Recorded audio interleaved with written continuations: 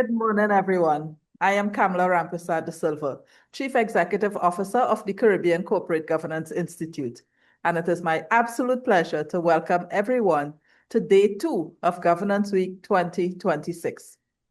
So now I would like to briefly introduce our director, Karen Perreira. So Quantrell, if you can bring her up on the screen. There we go. Right, and as I've shared, her detailed profile is in the agenda that was just shared with you, so I'm just going to give you a summary. So Karen Perreira is a distinguished attorney at law with over 3 decades of expertise in transactional and corporate practice.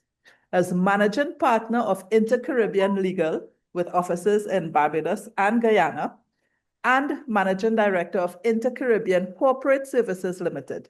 She leads work in mergers and acquisitions, corporate finance, commercial contracts, regulatory compliance, and trust management. All very hard things. A certified anti-money laundering specialist and holder of advanced certification in international arbitration, she provides comprehensive guidance on complex corporate transactions and governance matters. From founding her own firm in 2011 to steering high-level corporate restructuring and finance mandates, Karen combines deep technical skill with strategic leadership to serve a broad regional client base, and of course, serving us here as a director of CCGI as well. Karen, it is with absolute pleasure that I hand the floor over to you now. It's a pleasure to be here, Kamala, and to be part of Governance Week. So thank you for the invitation. And good morning to all. So I am going to do a presentation by way of a PowerPoint because there's so much information. So I'm going to try to go through all of it with my notes, of course, so bear with me because, as I said, the information is so vast. So what I wanted to do was to start by spending the first 2 minutes asking you questions that I hope you cannot easily answer, because if you can answer them easily, your board may be too comfortable. So I'm sitting here before you as a lawyer and as a board member on a number of private sector boards. And today I am going to hold them up against each other. So this is my opening provocation to you. And the first question is, if your governance framework is designed for a stable world, is it fit for this one? Most Caribbean private sector boards operate in the absence of a national governance code. Is voluntary governance good governance an oxymoron? And when the global order is fragmenting, tariffs are weaponized, and hurricanes threaten our supply chain, what is the board actually for? So if your governance framework was designed for a stable world, is it fit for this one? Interesting question. Most governance frameworks in this region were built for predictability, annual cycles, stable markets, linear risk. That world is gone. The question is whether your board knows it yet. Most private sector Caribbean boards operate in the absence of national governance code. Jamaica was codified in 2006. We know Trinidad and Tobago finalized their code in 2024. But for most of us in this room, there is no national code. The question I want you to wrestle with today is this: without a code, without a mandate, what actually drives governance behavior in our or your private sector? Culture, maybe personality, fear of scandal, That's not enough.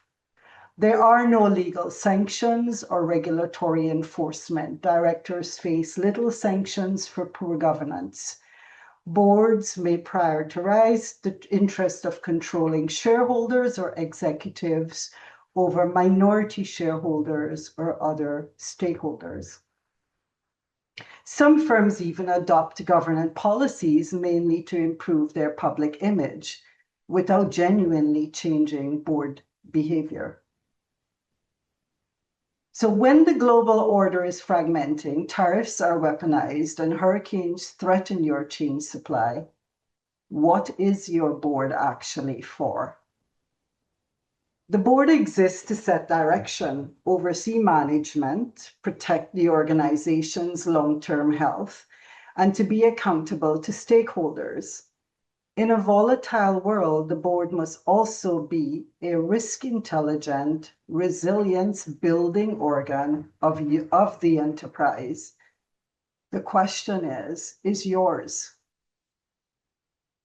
So setting the scene for what does volatile actually mean? Volatile is a word we use loosely. So I want to be specific about what it means for a private sector director in our region right now. Because if we cannot name the environment we are governing in, we cannot govern it effectively. So let us take a look at what it means using these categories. And I will touch on each one simply because they're all important, but some are more relevant than others to us. So there's geopolitical fragmentation, the US-China rivalry, the weaponization of trade policies, tariff used as strategic tools. These are not distant geopolitical events. They affect our supply chain, our financing option, our export markets. The Caribbean is small, open trade independent region. We feel these shocks fast and we feel them hard. For climate shocks, the Caribbean Development Bank's own 2025-2026 review is explicit. Climate-related disruptions affect economic activity across the region. We are, on average, more vulnerable to climate change in Latin American countries. For private sector organizations, this is not an ESG talking point. It is a material business risk. Boards that are not governing it are not doing their jobs. That's very important. AI and digital disruption. Governance Week 2025 was themed around generative AI. A year on, most Caribbean private sector boards still have no one in the room who can critically evaluate an AI decision, an AI risk, or an AI governance framework. The gap is growing. For economic stability, regional growth in excluding Guyana slowed to 0.6 in 2025. These are not abstract numbers. They are the economic water in which our private sector organizations swim. Regulatory ambiguity. The law tells you the minimum. In most jurisdictions in this region, there is no code to tell you what good looks like. This is a challenge and an opportunity for boards to set higher standards of governance voluntarily, demonstrating ethical leadership, accountability, transparency, and a commitment to long-term stability. Reputational and social risks. Stakeholders, employees, communities, regulators, creditors expect more from boards than they did a decade ago. The board that is silent in a crisis, opaque in its direction making, or absent from its oversight role will be held accountable publicly, even if not legally. So the Caribbean private sector, our specific governance terrain. And this is important to know because this is how we view our terrain. What do we have in terms of our growth? So the governance void, again, as mentioned, Jamaica has a governance code. Trinidad has a governance code. For the rest, best practice is aspirational, not mandated. And I want to plug CCGI here because we can see that CCGI is working with Guyana, and from recent discussions, hopefully Barbados is next on the list. So the legal landscape. Companies Act across the region are modeled on Canadian company law, establishing legal minimum governance beyond compliance. This is a board choice, not a legal not a legal obligation. So, under the law, the Companies Act will give us the foundation, the fiduciary duty, the duty of care, the conflict rules, the basic shareholders protections. What they do not do is that they do not tell boards how to compose themselves, how to evaluate their performance, what skills they need, how to govern a company through a Category 5 hurricane season, what space between the legal floor and the governance excellence is where the board is supposed to live. On the size paradox, this is perhaps our most underappreciated governance challenge. A family-owned business with 5 directors in Barbados faces the same geopolitical uncertainty, the same climate exposure, and the same reputational scrutiny as a multinational, but with far less capacity, expertise, and institutional infrastructure. That is not an excuse for poor governance. It is an argument for taking governance more seriously, not less. So I threw out a few challenges to you today. There are 5 of them in total. Challenge 1, strategic risk oversight in an unpredictable world. There's the old board model and what volatility now demands. So I want to put to you, or what I want to put to you, is about how boards understand and discharge their risk oversight function. And I want to be blunt. The model most of our boards are using was designed for a world that no longer exists. If there's an annual risk register, it is a document that describes the risk of the last year. In a volatile environment, it is a historical artifact by the time it reaches the board. Boards need a living risk intelligence process, not a compliance exercise that happens once a year. Risk siloed in a community is equally dangerous. In a committee is equally dangerous. When only the audit committee sees the risk picture in full, the rest of the board makes strategic decisions without full context. Risk is a board level conversation, not a subcommittee filing. And that's really very important. And I'll just give a little explanation, is that governance codes tend to carry requirements for audit and continued risk reporting, whereas in most boards of the private sector, it's reported only at the next annual general meeting. On geopolitics, I want to challenge a comfortable assumption. Many boards treat geopolitical developments as management's problem, something the CEO monitors. But geopolitical risk affects strategy, capital allocation, and stakeholder relationships. Those are board-level questions. The Harvard Law School Forum on Corporate Governance published analysis this year noting that geopolitical competencies have not found their way into the qualification profile of most boards, including major ones in the developed markets. Our boards are exceptional in this failure. We cannot afford to be complacent about it. On AI, CCGI's Governance Week 2025 was entirely focused on governance in the age of AI. The challenge has not gone away a year later. If your board has approved the use of AI tools in your business for customer service, credit decisions, HR, supply chain, and no one on the board can evaluate the governance implications of that decision, that is a material governance gap.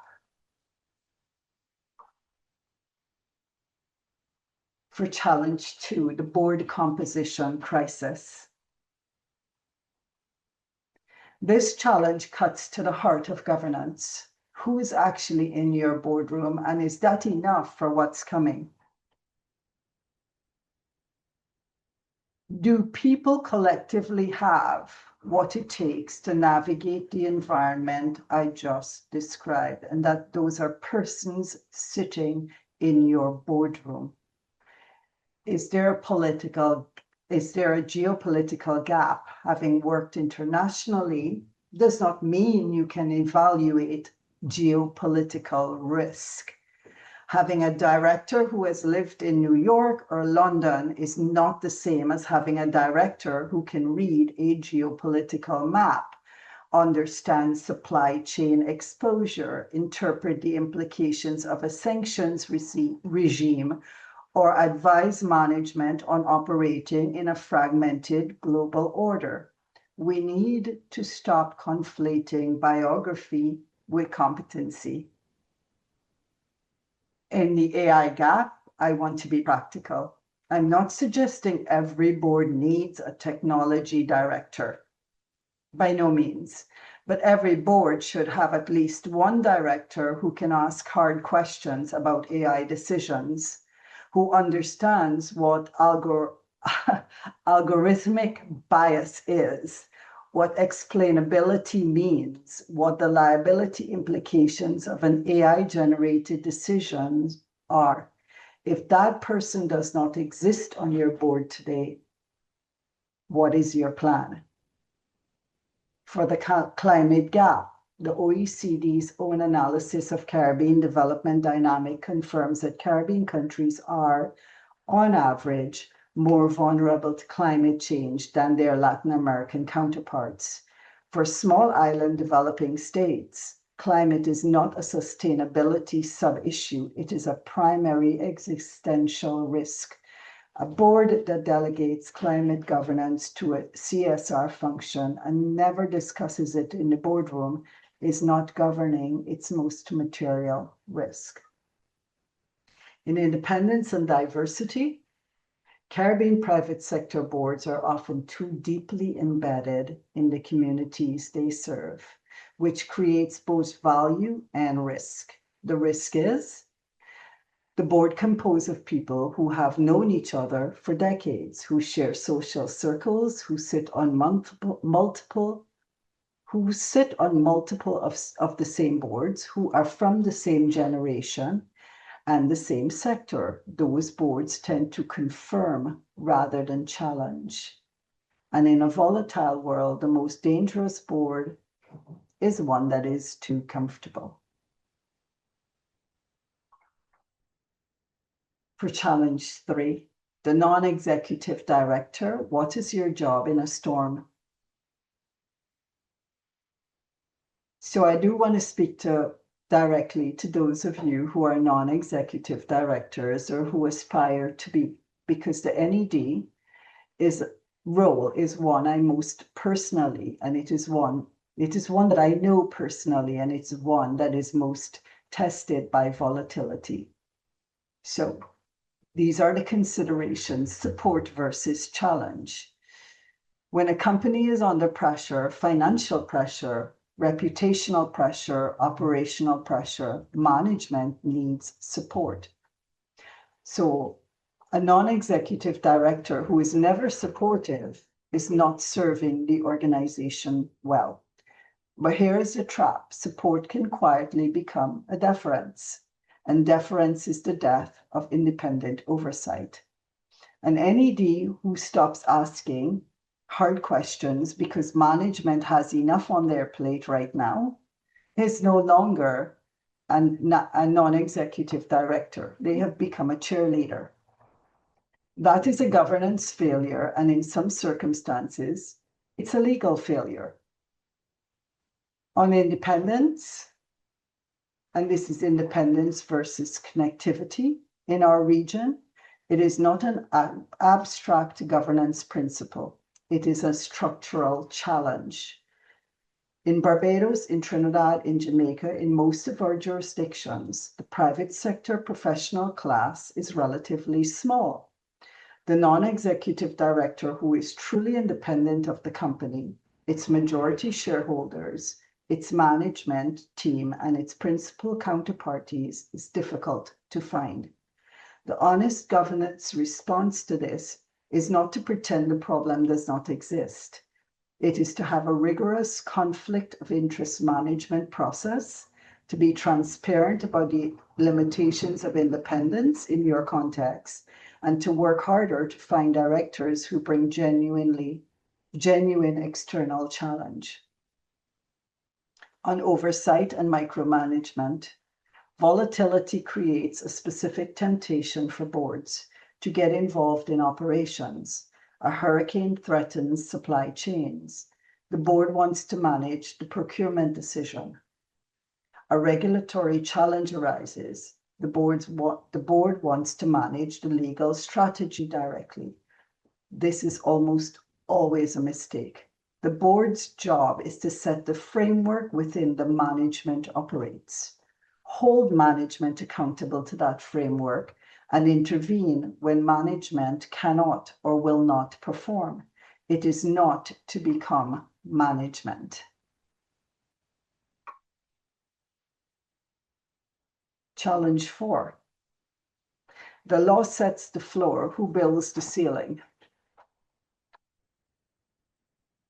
So this is the slide where I put on my lawyer's hat, because the legal framework matters. It defines the floor below which no director can fall without personal liability, but it is only a floor. And the space between the legal floor and the genuine governance excellence is where most of our boards are operating without a map. The Canadian Model Companies Act that govern most of our jurisdictions are not bad law. They establish clear fiduciary duties, conflict rules, and basic accountability mechanisms. But they are not designed to govern organizations operating in 2026 with AI-assisted decision-making, climate-driven risk, global supply chain fragility, and an increasing sophisticated stakeholder environment. Here is the gap that keeps me awake as a lawyer. When a director complies with the Companies Act, but fails to govern a material business risk, climate, cyber, AI, they may have met their legal obligation and still failed their governance responsibilities. And increasingly, as litigation develops in other jurisdictions, this gap is closing. Directors are being held accountable for governance failures that go beyond technical legal breaches. The governance code is a map. It tells directors what good looks like, not just what legal looks like. Jamaica has one. I repeat, Trinidad has one. The institutions, the stock exchanges, the professional bodies in those jurisdictions took the initiative. The question for the rest of our region is not whether we need a code. It is, what corporate failure are we waiting for before we build one? And for those jurisdictions that do not yet have a code, your private sector organizations are not off the hook. Best practice is not unattainable without a code. You can choose to adopt one. You can choose to benchmark your governance against the PSOJ code or the TTCGC code or international standards. The code does not have to exist nationally to operate at a board level.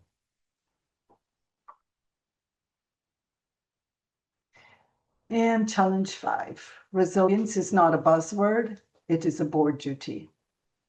My 5th and final challenge is about resilience, and I want to start by challenging the word itself because it has become dangerously fashionable.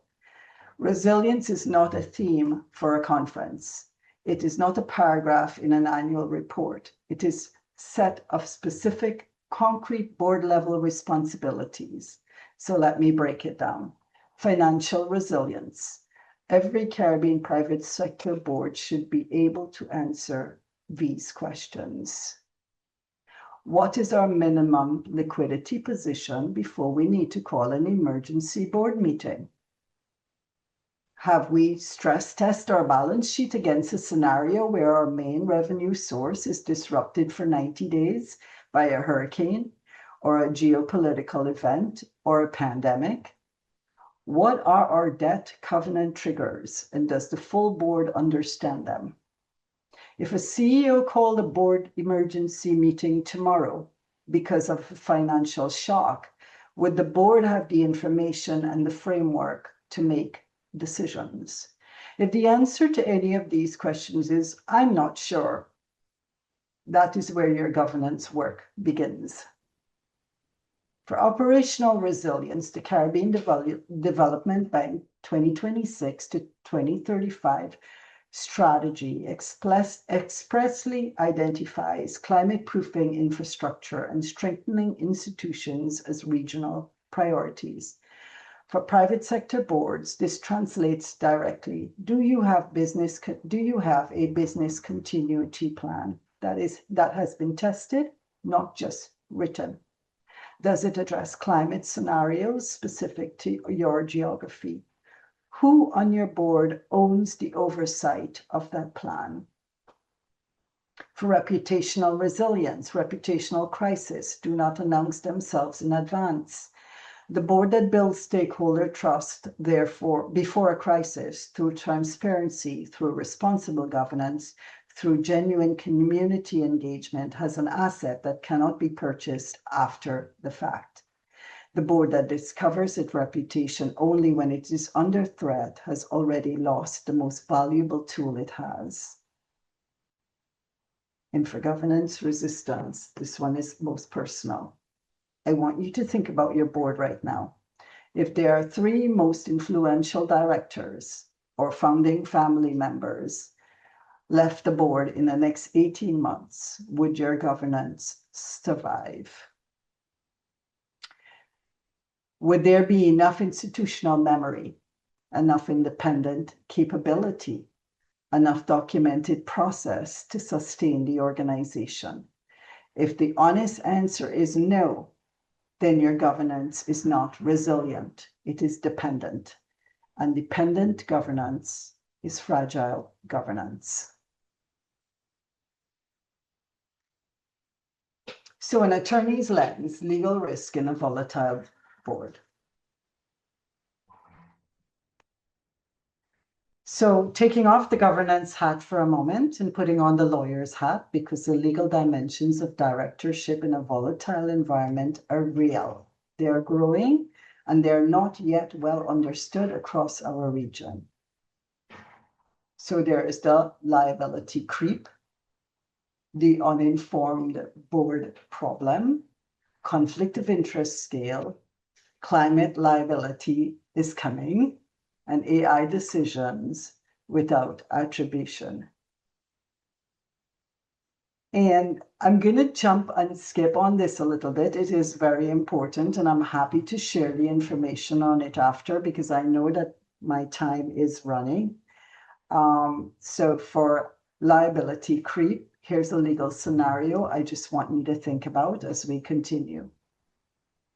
Your board volatility adopted a governance code, perhaps the PSOJ code or the Trinidad code as best practice. You disclosed that adoption in your annual report. You then had a governance failure. A conflict was not properly managed. A material risk was not adequately overseen. A shareholder brings a claim. Your own voluntary commitment to the code may now be used as evidence for the standard against which your conduct is measured. Voluntary adoption raises the bar. This is not an argument against adopting a code. It is an argument for taking your governance commitments seriously. I do want to touch briefly on the conflict of interest because that's really very important. So conflict of interest, as I said earlier, in our small market, true independence is difficult. The legal corollary that our conflict of interest management needs to be more rigorous, not less. If you sit on a board and the company is entering a transaction with an entity connected to you directly or indirectly, you do not have a written, documented, properly managed conflict process, you are exposed. The company's acts are clear. The casual approach we sometimes see in our region is most legally unsafe. So I'm gonna move on to the next slide, just to push us on what good governance looks like in a volatile environment. So from compliance driven to enterprise aligned and resilience focused. I've spent most of this presentation identifying what is wrong, what is missing, what is at risk. So I do want to spend a few minutes being constructive because governance problems have governance solutions. None of these 8 practices require a national code. None of them require legislation change. None of them are within the control of every board on which each of us sit, starting at the next board meetings. Board meetings that interrogate assumptions. This means the board agenda is not simply a management presentation followed by questions.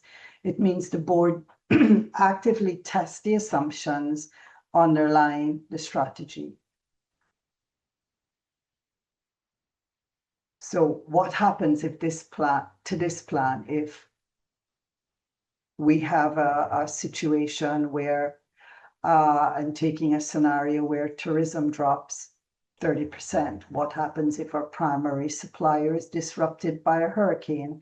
What happens if interest rates rise another 2 points? The board that only receives information is passive. The board that tests information is governing.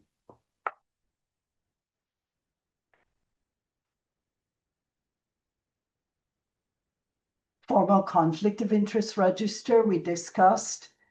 It should be reviewed at every meeting. It is not a annual declaration.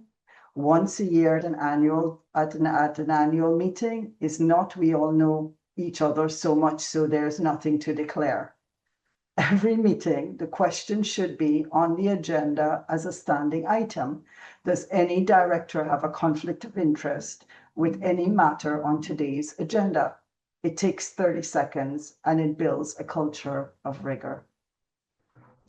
For horizon scanning, give the board 15 minutes at every meeting to discuss one emerging risk or opportunity that is not on the current strategic plan. It could be a regulatory development, a geopolitical shift, a technology development, a demographic trend. This practice, done consistently, builds exactly the kind of forward-looking governance culture that a voluntary environment demands. And so 12 questions to take back to your boardroom.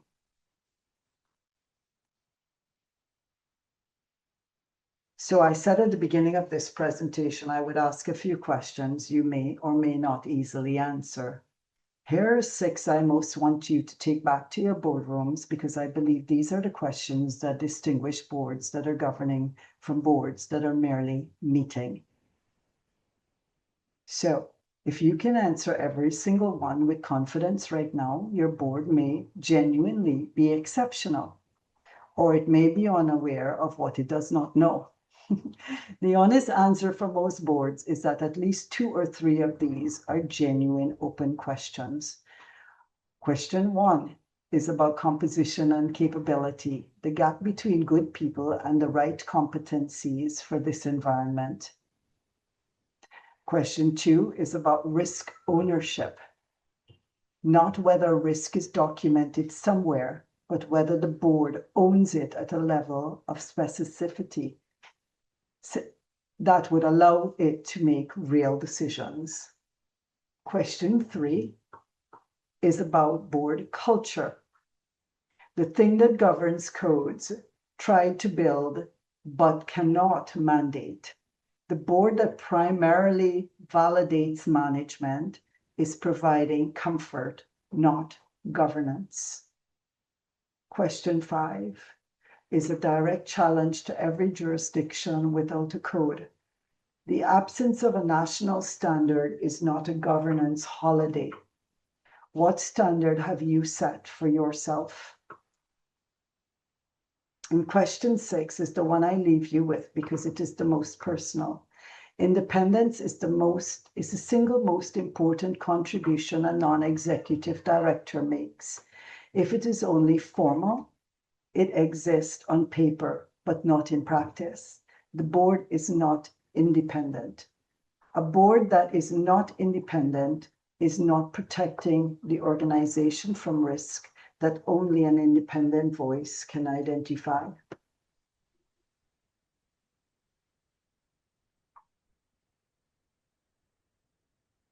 So the Caribbean governance imperative, and this is my final slide. The region cannot govern its way into future without yesterday's framework.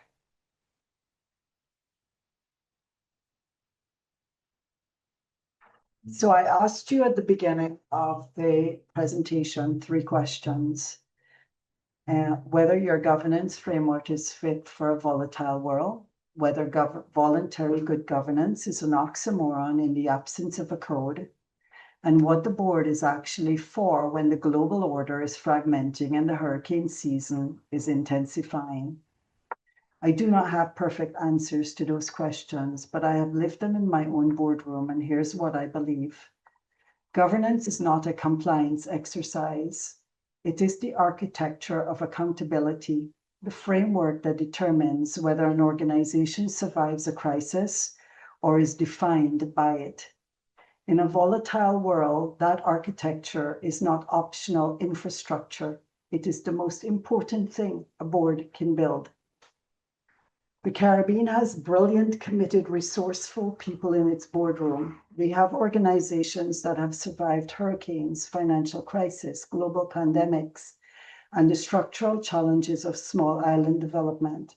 What we have sometimes lacked is the governance framework that would make these organizations not just survivable, but resilient, scalable, and trustworthy.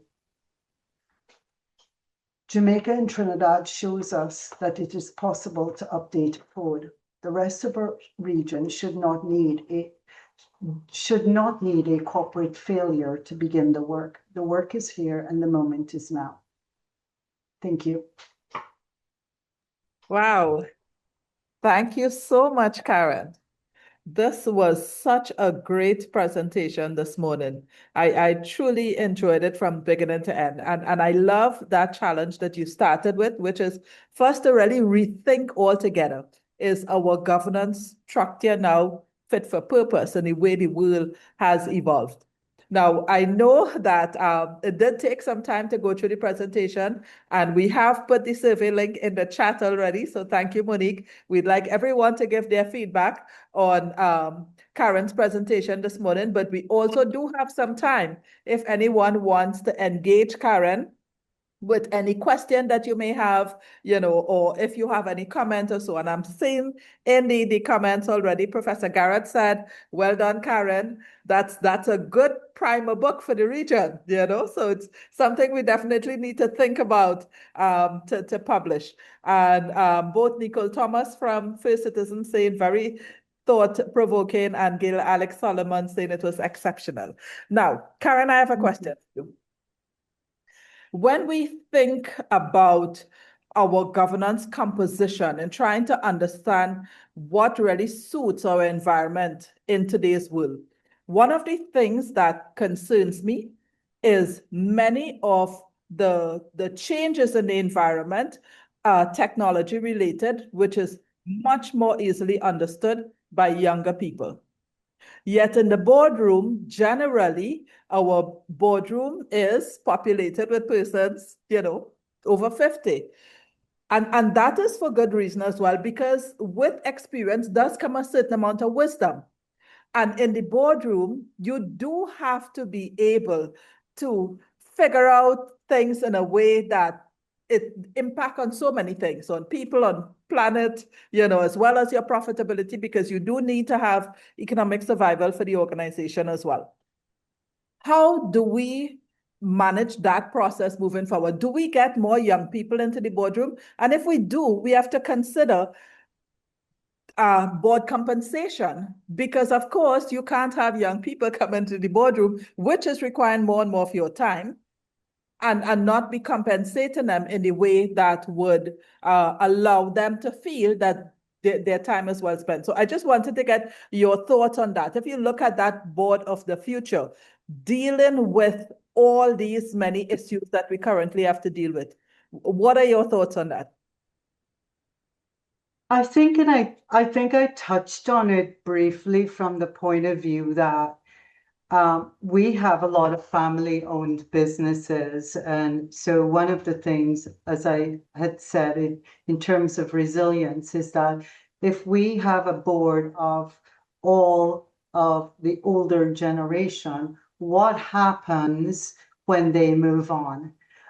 So it has to be a balance. It cannot just be a board of people that you know. It just cannot be a board of a lawyer or an accountant that you just add just because of their ability or their qualifications. It has to be what is your need.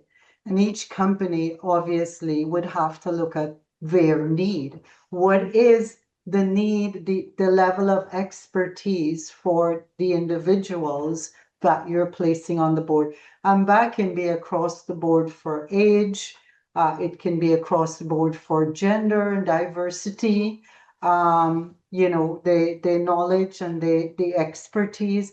And I think so for each board, in my view, for each company, it is what your need would be, particularly is how you make that. It's not just a list that we generate and say, okay, you must have a lawyer and you must have an accountant, and you must have an engineer and that sort of thing, because those persons may not be able to speak to what is necessary for that particular company.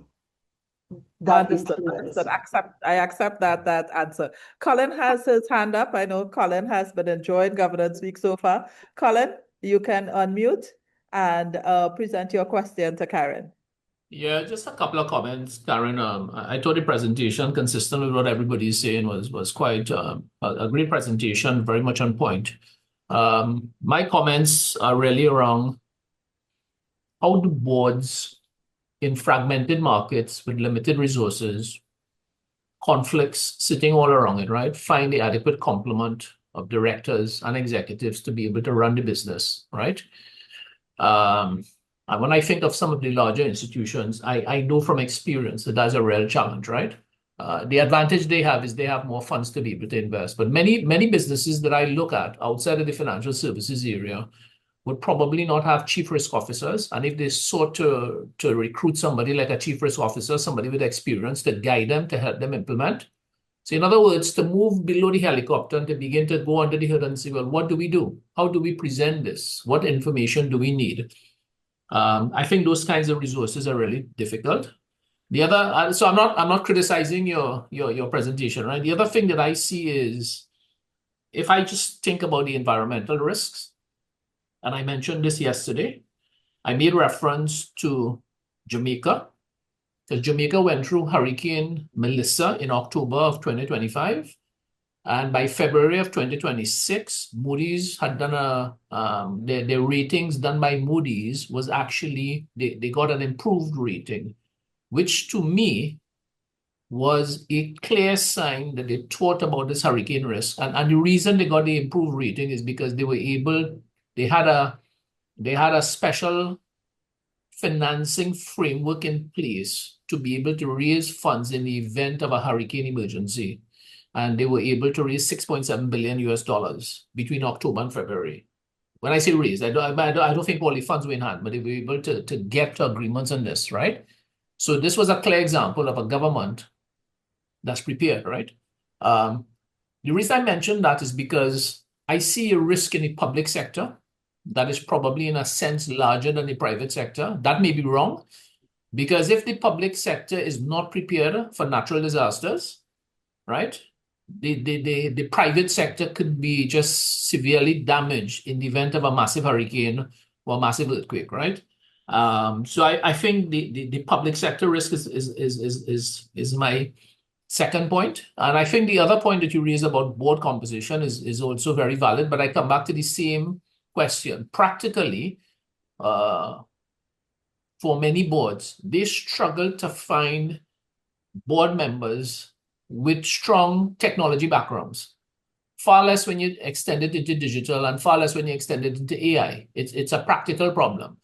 That all of those three comments, however, don't take away from the approach that you recommended. As I wanted to say, at the end, it does, in fact, your approach is very structured, very disciplined, and so forth. But I just wanted to highlight some of the practical challenges and difficulties that I see that bigger businesses and certainly the public sector Colin. is not responding with, right? Thanks, Colin. Appreciate that. But I just wanted to point to that Karen's task today was to look at private sector challenges. That's our focus. Tomorrow, we move to state sector as we will look at governance in that area. But your points are all well taken. Karen, we just have a few more minutes remaining for this morning's section. Is there anything that you wanted to respond to from Colin's remarks?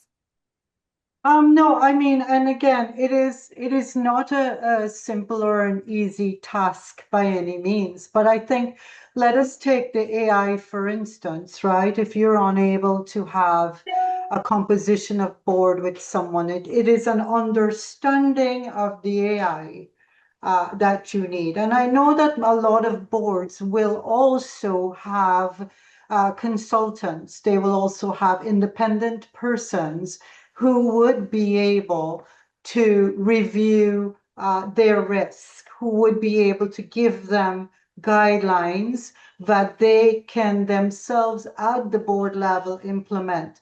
So that if you're unable to, say, for instance, appoint a board member that has that special skill, there's nothing to prevent you from even being, aware of it, aware of what your needs are or what you're implementing by a consultation. And I know that happens in many cases, and it's not just AI that you consult on.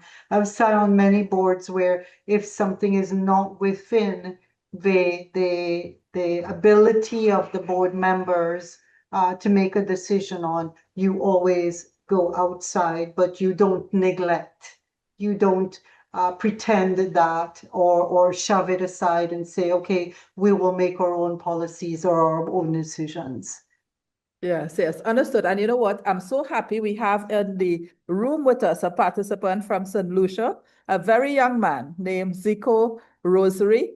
Zico, if you're hearing us and if you're able to unmute, Zico, I met him in Barbados recently, right? Zico, we did have this exact conversation in terms of how young persons like yourself who are providing technology solutions for businesses, the conversations you need to have with directors and senior managers in order that they understand the risk. And the 2 minutes remaining, do you want to share your thoughts in terms of what in your experience may best help boards be better prepared to deal with AI challenges? Mm-hmm. Thank you for the welcome, and I thought it was super interesting based on this presentation where it headed, and I was like, wow, this is exactly what we were speaking about. I think one of the things that I've seen, even from my experience at the frontier of like AI technologies and these technologies in general, is that in some sense these technologies are moving so fast that employing a wait and see mentality might not be the worst thing. So for what I mean by that is seeing how some of these frontier technologies actually have an impact on different some of these frontier organizations and taking those learnings and then employing it into your own organizations might be a more prudent strategy than necessarily adopting all of these technologies right away. Yes, AI is a super transformational technology, and I do think that for a board that doing that own upskilling is necessary regarding how the technology can impact how the technology can impact your workforce. But I would say don't feel compelled or don't feel like there is a absolute need to quickly adopt these technologies because in some cases the benefits have not been fully proven out yet. Mhm, mhm. And, Thank you and if I very can just add, much. I just want to endorse that because that is a board can actually make a decision that that's not the path that they're going, that they will sit and do a wait and see attitude, and that's basically what's being proposed is that the board may well say we do not need a consult on AI. We're not going to adopt it as part of our policy going forward. It depends again on the company, the business type, etc., because it's not a one size fit all for boards. Yes, yes, agreed. And Zico's point also reminds me when we looked at governance in an AI world last year, as you mentioned, Karen, one of the things that always remained with me was one of our panelists, I think it was Mohini Somaru from Guyana, who shared that in trying to use AI and develop policies and guardrails for AI, it was akin to you trying to build the rail tracks while a bullet train has already left the station. So it's very challenging in many respects. And I'm happy that we are acknowledging that those risks continue to be with us because AI, as Zico said, is developing so quickly, and sometimes you're not quite sure which direction it's going to go as yet. And that's why these conversations are so important. It helps us all to be a lot more aware, to recognize what are some of the challenges we need to be contending with in the ballroom so that we can be as prepared as possible. It's 12:32 Trinidad and Tobago time. We just crossed our time by 2 minutes. Karen, I want to thank you so sincerely. It's clear that you took so much time to prepare a really great presentation for us today, and you have done a wonderful job in stimulating our thoughts in terms of the quality of our governance and our fit in today's world. So I think it's an excellent start for today's rest of panel discussions to come. I see Monique has reminded us again that the survey link is in the chat. We would like everyone to please click on that survey and give us your feedback so we could share with Karen your appreciation for the time and effort that she took to prepare and deliver this presentation for us this morning. One final thing, Karen. We would appreciate very much if you share the presentation with us. So participants who are here with us today, we can share it with them as well, because I think persons need to sit and mull over a lot of those points that you have made this morning. I will. I'll send it to you. Thank you so much. So thank you, everyone. We bring this morning's opening presentation to a close, and we come back after a short break to look at our first panel discussion for this morning. And I'm looking quickly. Right, there we go. So we will be coming back to look at profit with purpose. balancing shareholder value and stakeholder expectations. This is going to be a great discussion coming up. Our panelists are Ria Suknarayan, who is a manager of the sustainability unit at Unipet in Trinidad and Tobago, Dr. Carrie-Ann Hepburn Malcolm, Vice President of Wealth Distribution and Revenue Investments in Jamaica, and Ronald Dayton Baird, who is the East Caribbean ESG leader in the Caribbean region for tax and legal services with PwC in Barbados. And our moderator, someone who is also first time here with us at CCGI, is Suraya Jiawan Nanan, who is the founder and chief executive officer of International Contracting and Procurement Solutions here in Suriname. So just a short break. We come back at the top of the hour with our next panel discussion for today. So Quantrell, I'll ask you to please play our closing theme with our thank you to our sponsors, and I ask everyone to stay with us for the next, after the break, to join us for the next conversation.